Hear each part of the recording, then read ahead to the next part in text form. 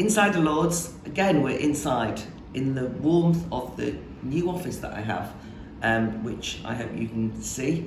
It's quite weird having this office. I don't often come over to it because it's not exactly at the heart, the thriving heart of the Lords, but it's great to have somewhere to escape to be able to do some work. So it's been quite a week, hasn't it? I suppose in terms of the Lords, one of the most notable things was the way that we all went from the Lords, kind of marched over to go and hear Zelensky's zoomed in contribution into the Commons. And first of all, it was the first time I'd ever been up watching the Commons, so it kind of was a novelty for me. I've never been up there, and I will go again for question time maybe or something. And secondly, it felt like something of a historic occasion, because it's not often, well, or if ever, that the heads of states of other countries are able to address the UK Parliament. And there's been a fair amount of cynicism about whether it was just put on for show or what have you, but actually I thought it was reasonably low-key, well done, as much as you could do it. Who knows what it means, but I was glad to be there. I wanted to just talk about what's happening in Ukraine a little bit, because I think it's really thrown up lots of questions. People just don't know how to respond to this, and I'm not by any stretch of the imagination saying that I've got a definitive answer. But whereas in Parliament there's the something must be done mood and demands that anything and everything is done, and they've changed the legislative programme to bring in the economic crime bill, which has already started to hit in terms of the list of people that they've now sanctioned, including Roman Abramovich from Chelsea, which will have a big impact on British football. And people are delighted about that, but we've seen the absolute confusion about what kind of military support should be given, and the reluctance to get involved in and involve NATO in the war, which has left people in Ukraine feeling pretty helpless. Now, a number of things to say. Quite a lot of lockdown skeptics I know have treated this war in a very peculiar way. It's as though, because they've become aware recently over the last 2 years that Western politicians like Trudeau or Boris Johnson or Keir Starmer or any of them have been prepared to sacrifice freedom in relation to their responses to COVID, that therefore everything associated with the West is now rotten. And it's led to a kind of nihilistic rejection of that in a way that it seems to me to be politically, one-dimensional and not going in a good place. And actually, needlessly not giving the kind of support that you might need to give to Ukraine.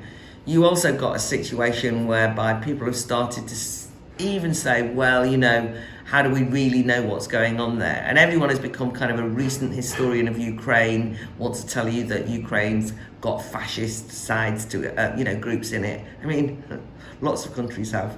And although the history of Ukraine and its formation is complicated, I think those kind of like hot takes are really unhelpful at the moment.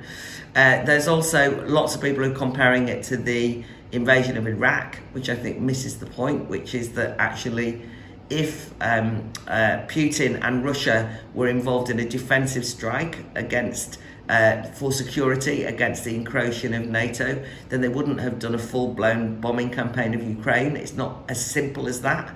And so although the West have got all sorts of, their fingers all over having mishandled this up until the invasion, an invasion has happened, and you have to have a different kind of attitude to it. And the sovereignty of Ukraine is an important thing to defend. And the free West is an important thing to defend when it's up against a military invasion. So I have no easy solutions in relation to the military resolution of this conflict, and like everyone else, I don't want escalation. However, I do think saying we can't escalate, we can't do anything, makes us paralysed, and basically we're being told there is no alternative but to watch Ukraine get bombed into the ground, and that makes me feel that politically something ought to be done, but not in the usual, we've got to do something. So there's a lot to untangle in all that, but I do think that some of people that I've worked with on other issues are getting into a mess on this issue. So I think we all need to kind of have a cool, calm look at this and its historical roots. And to that end, the Academy of Ideas has got a debate on Monday night, and that debate is being held at the Royal National Hotel, which is in Russell Square at 7 o'clock. And I really hope people will come along. We've got Professor Frank Frady, we've got Tim Stanley, whose recent book is a very important look at history and morality, so people should come and hear him. And Joan Hoey's a brilliant analysis of the Eastern European, both history and contemporary life, and writes for The Economist Intelligence Unit and is involved in research on that. In the Lords itself, there have been lots of short debates on Ukraine, and I haven't been able to get in. Last week I said I was taking my time. This week I was desperate to speak, and I haven't been able to get in because everybody wants to be seen to be saying something. So it's been frustrating. But one thing to concentrate on is the issue of visas. Now it's fascinating what's happened here, because in all the opinion polls, people who are worried about people claiming refugee status too glibly, worried about the small boats crossing and all of those kind of things, are still really enthusiastic to allow people to come here and live from Ukraine during this crisis. But the Home Office has set up the most bureaucratic visa regime that anyone could possibly do. And if you say, well, we need to have a security measure in place, then you've got to be able to deliver that smoothly and efficiently. But we know from our colleague from the Academy of Ideas, Jacob, who's there with his wife and her Ukrainian family, trying to get them in, that the system is just the worst kind of nightmarish. Sorry, we haven't got the passwords, the Wi-Fi isn't working, can you come back in 4 weeks' time, as though having children to put up in Warsaw is that easy to do. All of these things just, and a sort of tin-eared response to the whole thing. And it seems to me that there's a real rebellion. If you look today in papers across the spread, from The Guardian through to The Sun and The Mail, people are just saying this is intolerable, Priti Patel, sort it out. I don't think the government ministers are maliciously trying to keep Ukrainian refugees out. I've seen nothing to indicate that at all from what I've heard in the House of Lords, and I think it's really cynical and nasty and unpleasant when people suggest that this is some sort of racist attempt. I don't like even the idea that this shows that they just hate foreigners. All of those things just seem the wrong assessment. However, there's no doubt they are making a mess of this system, and I think they should scrap the visa system, let people come here and sort it out here, and that would be welcomed by most people in the UK. The irony in all this is that although the opposition parties, the Lib Dems and Labour, keep making these anti-Priti Patel, anti-Home Office points, they actually, in the end, certainly the Labour Party, have said, oh yes, we do need these visas. And I think that they're frightened desperately that anyone might think that they're being soft on security or soft on immigration or on refugee status or any of these things. And actually, it's the one time in the world when we should all just unite to say we can scrap it for this purpose only. But they don't want to be seen to be doing that overall. And I think that if we can't make exceptions, if it means that you can't do it for Ukrainians, but it doesn't mean that you have to change the whole basis of the Borders Bill, which is going through at the moment, then what is the point in having a government? I mean, if you're so bound by these rules. There's a lot else going on in the House of Lords this week. One thing that you should know, because I didn't know, so I thought I'd tell you, is that I've noticed that all of the government whips and everybody's in a mad panic to get bills through. And the reason is because they are about to prorogue Parliament sometime after Easter, before the Queen's speech, which is due to be sometime in May. And if a piece of legislation hasn't gone through before the Queen's speech, it falls.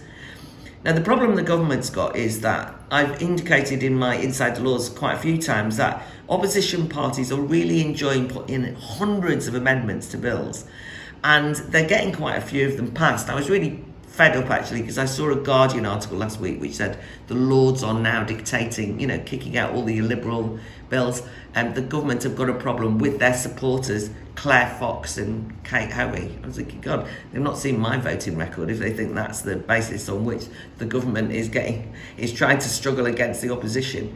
But on the other hand, I think where the opposition are being cynical is they're passing all these amendments almost like a filibustering, because now they know that the time is tight and we enter into something called ping pong. So I was in the House of Lords till I think 1:30, 1:45 on Monday, which is the final part of the Borders Bill and the Borders of Nationality Bill. That was the final day. That's now got sent back to the House of Commons. And the House of Commons have also got in their midst the Crime and Police Bill. They're also about to have the Healthcare Bill, which I haven't been following. All of them are heavily amended. The Commons then looks at it, might accept one or two amendments, then sends them back to the Lords.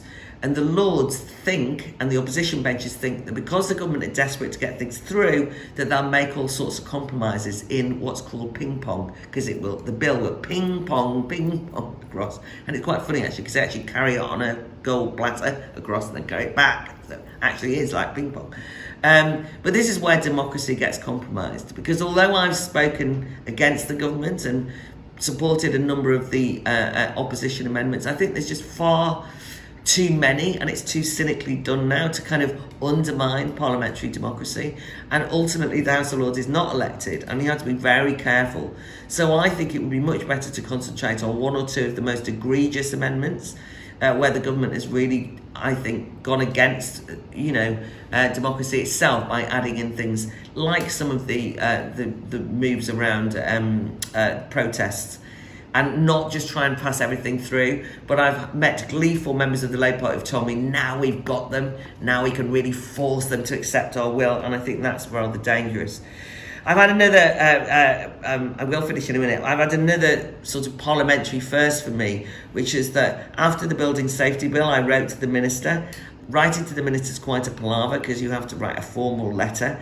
And so I wrote a formal letter to the Minister, Stephen Greenhalgh, objecting to the building safety manager part of the bill. And he said that his office will see me. And this means that I'm going to be trying to negotiate to get them to drop part of the bill. And it's the first time that's happened. So I'm slightly excited, a bit nervous, and hope that I can make some difference, because leaseholders rightly point out that although the government might mean well with the building safety bill, things like the building safety manager, which will cost them a fortune, is just a ridiculous add-on and unnecessarily risk-averse measure that's actually going to cause more harm than good. So I feel I'm not damaging democracy by doing that. Okay, so that's it. The elections bill starts today. That will be another one which is highly contentious. I'm going to be opposing voter ID, but there's a whole swathe of things in the elections bill that I think are quite positive and some that are very negative, but I will be speaking and following that bill through. Next week is busy outside of the Lords as well, though. So to remind you that on Monday night, we're at the Royal National Hotel at Russell Square at 7 o'clock on the UK in crisis. I really urge people to come to that, because I don't think it's just good enough to have hot takes. I don't think it's either good enough to put up flags of Ukraine as a kind of act of solidarity. I think it's fabulous that civil society is gathering together and collecting money and offering homes and all the rest of it. But I do think, and I would say this because I'm the Academy of Ideas, we do have to intellectually understand and locate where we are. And this is an opportunity for you to come along, ask questions, make contributions, have an argument about what's happening. So hopefully see lots of you on Monday at 7. On Wednesday evening, I'm doing a Zoom event for Together. I think it might be about 8 o'clock, but look out for the Together hashtag. That's on the police and crime bill and on the right to protest. And very importantly, on Thursday, David College at Aldgate, and I'll post all these things, the Free Speech Union is coming together with the Academy of Ideas to do a book launch for a fantastic new book on the history of free speech. And as we are watching Putin banning fake news, banning protests, this is not to relativise the point or say we're as bad as Putin, but it does make you realise what freedom means, right? Why free societies matter, why free speech should not be glibly thrown to one side. And so I hope that you'll come along on Thursday night to that as well.